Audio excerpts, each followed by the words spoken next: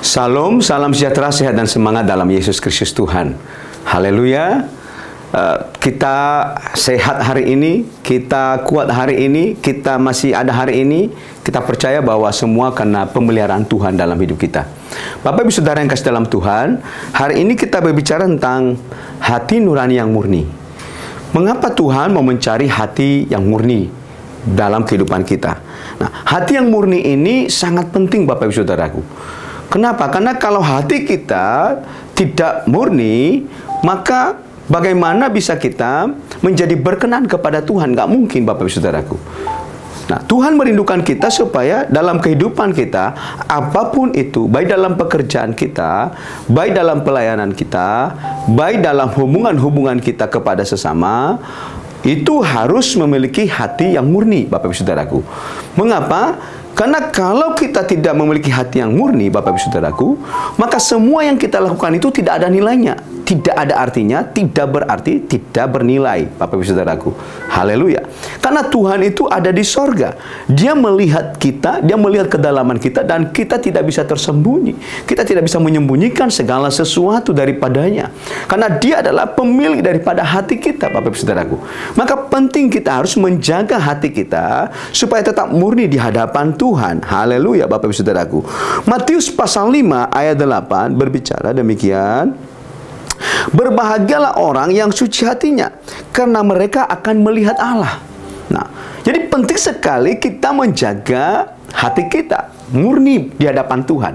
Karena tanpa kemurnian hati di hadapan Tuhan, kita tidak bisa melihat Allah. Melihat Allah artinya kita tidak bisa mengetahui rencana-rencana Tuhan dalam kehidupan kita. Kita tidak bisa tahu kedalaman yang ada dalam hati Tuhan. Karena Tuhan tidak bisa mempercayai orang yang tidak murni hatinya. Haleluya, Bapak Ibu Saudaraku. Karena kita tahu bahwa Tuhan itu adalah kudus. Dia adalah suci. Dan Dia mau setiap pekerjaan yang kita lakukan itu semua sesuai dengan kehendaknya. Semua sesuai dengan kemauannya. Untuk itu Bapak Ibu Saudara, kita harus menjaga hati kita murni di hadapan Tuhan.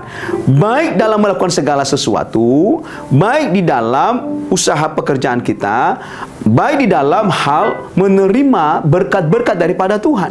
Berapa banyak orang Kristen, haleluya, mereka tidak bisa memahami hati Allah. Ketika Tuhan mungkin mengizinkan setiap persoalan-persoalan, tantangan-tantangan, lalu kemudian kita bukannya semakin dekat kepada Tuhan, tapi kita semakin jauh daripada Tuhan. Haleluya. Nah, ini yang menjadi masalahnya. Sehingga di sini kita digugat oleh si iblis. Digugat, dikacaukan dengan pikiran-pikiran yang jauh daripada Tuhan. Yang seharusnya tadi, Bapak Ibu Saudaraku, ya, Tuhan sudah memberikan kepada kita kekuatan. Tuhan sudah menjamin hidup kita. Bahwa ketika kita percaya kepada Tuhan, Dia bertanggung jawab penuh dalam kehidupan kita. Dan Bapak Ibu Saudaraku, akibat itu kita bukannya semakin dekat kepada Tuhan ketika banyak tekanan. Seharusnya dengan banyak tekanan kita bersyukur. Karena apa? Karena kita benar di hadapan Tuhan. Karena orang yang murni hatinya di hadapan Tuhan pasti akan diuji, dan diuji, Bapak Ibu Saudaraku. Nah, pengujian itu sendiri adalah datangnya daripada Tuhan. Dan jangan kita takut untuk memiliki hati nurani, hati yang murni. Mengapa? Karena bukti memiliki hati yang murni itu sangat-sangat dampaknya sangat besar. Pertama, kita melihat Allah.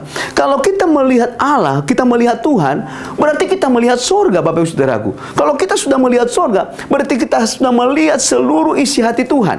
Nah, kalau kita sudah melihat isi hati Tuhan, Bapak Ibu Saudaraku, berarti kita tahu apa yang ingin Tuhan kerjakan di atas muka bumi ini. Haleluya, Bapak Ibu Saudaraku.